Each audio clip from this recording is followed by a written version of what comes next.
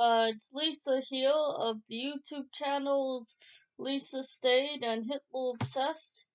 I'm here to start with part 3 of the movie Downfall here. So where I left off was where Hitler was talking with some of his generals, but I forgot to tell a bit here of where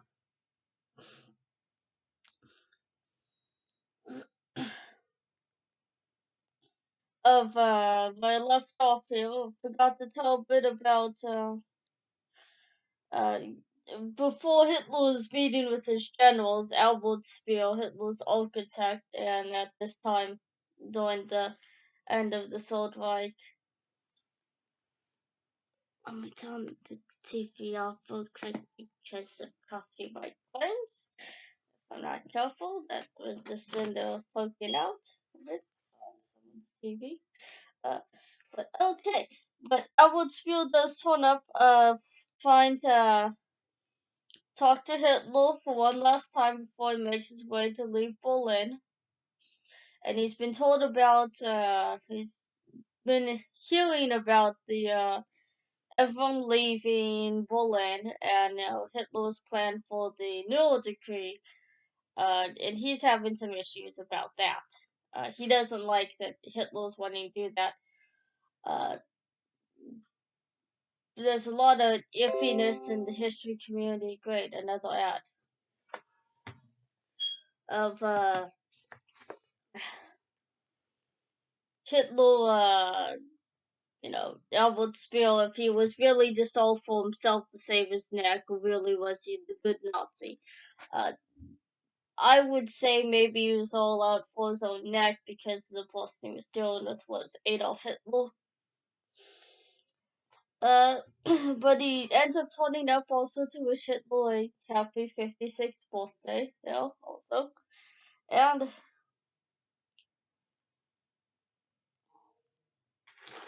so, another thing is, well, Hitler ends up,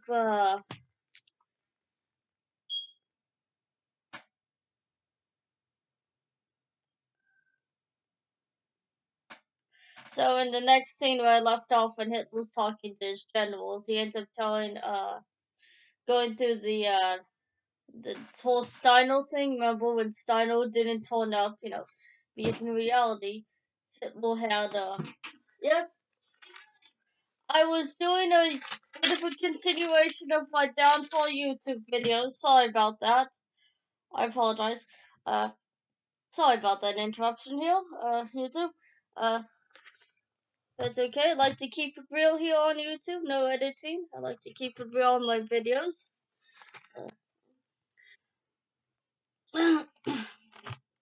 But Albert Speer does try to tell Hitler to leave Berlin, and Hitler, being the stubborn, typical guy that he was, decides to say, no, I'm not leaving. I'm gonna go down with the ship. And but while he was talking about, when I was talking about Steiner there, who never turns up to save Hitler because, he's already gone. His forces are gone. Oh boy, another that. He's been captured or defeated by the Russians there. So Hitler ends up telling several of his generals that, to stay, which was Krebs, Keitel, Volkov, and, I can't remember who the other guy is, but he tells them to stay in the room and everybody else to leave.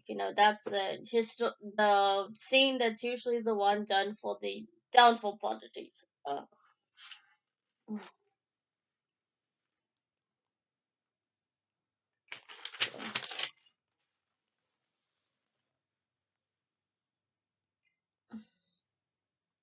But yet there's other scenes there, like there's a little backstory of another civilian in Germany who's named Peter Kranz and his battle of being a part of the Volkssturm, which was the people's militia there to fight against the military.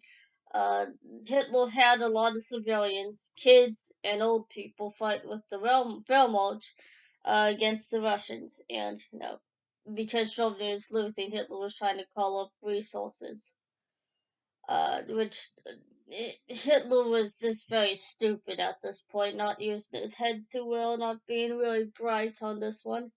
Uh, but Peter Krantz is the kid that's in this scene here. Him fighting with his friends, which are a couple of, I guess those friends, but there are a couple of other members of the Hitler Youth there.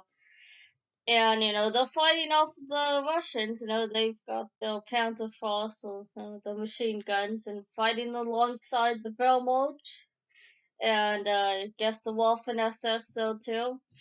And Peter Kranz's father turns up and says, why are you fighting this war? Shouldn't you be just playing around, playing mobiles on football, soccer here in America we call it soccer. I guess in Germany you'd call it football, or I don't know, I wouldn't say baseball, that probably turned up afterwards. But telling his son, why aren't you just playing and having fun? You guys should be fighting a war. And Peter Krantz, who's part of the Hitler Youth, a lot of those kids were indoctrinated from an early age to believe and support and fight for the Fuhrer. And he tells his father, Stroof, hit use Aussie word there. But just to tell him to, get lost. I mean, if you're not gonna fight for the Fuhrer, then you're a traitor.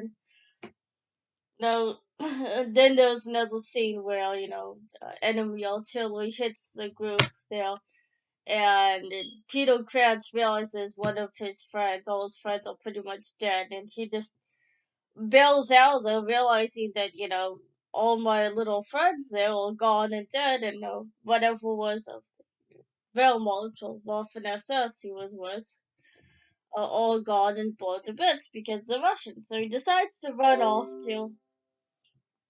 from his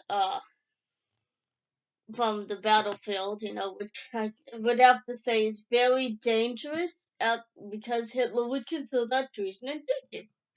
Or have you strung up by a lamppost, which was a common thing, with a sign around your neck saying you are the traitor to the fatherland and to your volk, your people, and the Fuhrer, which was Hitler and the Nazis, the National Socialist Party.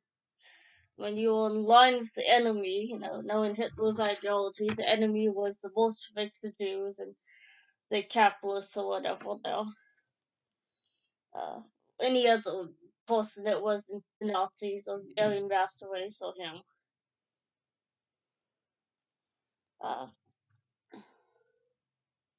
so, so yeah, that's one of those things there. And then there's another. The next scene is of goes back to Hitler in the meeting room there, and he still refused. Hitler still refusing plea from, Alfred Joel and other members of the, just telling him, end this war. Nothing's gonna turn around when, like, take off your rose-colored glasses, Adolf Hitler. Nothing's gonna get any better. It's all downhill from now. And Hitler's like, no, no, no, no, and then he decides, you should call up the ninth German army there.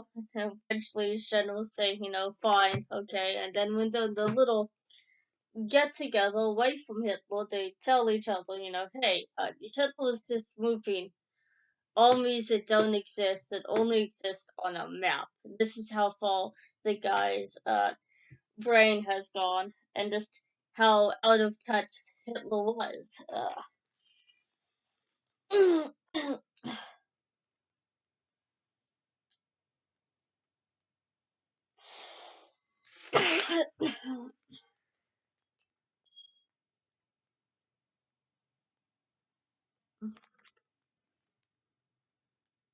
I mean, Hitler even tells everyone that yes, you should hold Germany at all costs.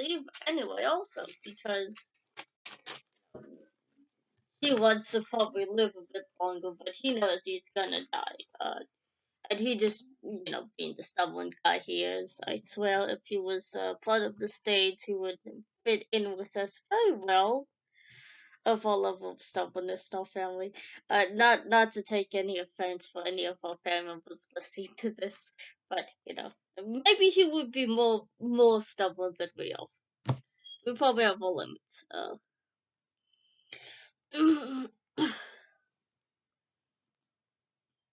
But the next scene is of Hitler going up above ground with his meeting with the Hitler Youth there, and you got Guido Krantz, who's again turns up there and is being awarded the Iron Cross. And Hitler meets the kid, and just looking at Hitler in the movie, he's shaking and stuff because yes, Bruno Ganz in the film did hang around a bunch of Parkinson people to learn how to imitate very well, I guess, Parkinson's.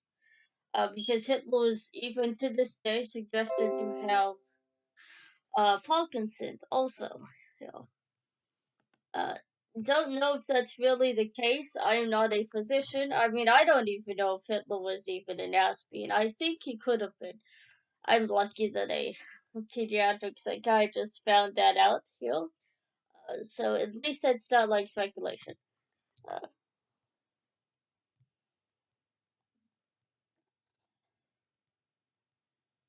but yeah, Hitler even meets up again later on with Albert Speer as he's about to order Speer to, you know, carry out still the Nuremberg decree. Speer's like, I can't go.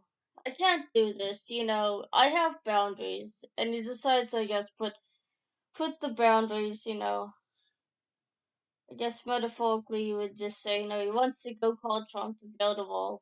It's gotta put his boundaries here. And, Hitler does not take that way in the movie. He's like, I don't even want to shake your hand, you're a coward. And he's like, Albert Speer's like, well, still by, human decency, walks out. He just sees how no Germany has been destroyed because it was.